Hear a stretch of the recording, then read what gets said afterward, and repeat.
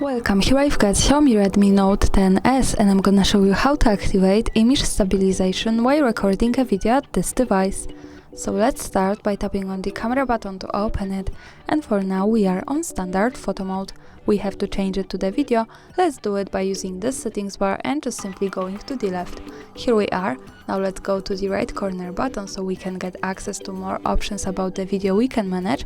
From here let's move to the left and pick the settings button to open the advanced camera settings. In the video mode we have the video settings at the first position, with second option image stabilization here, so by using button from the right we can easily turn it off and turn it on as we need.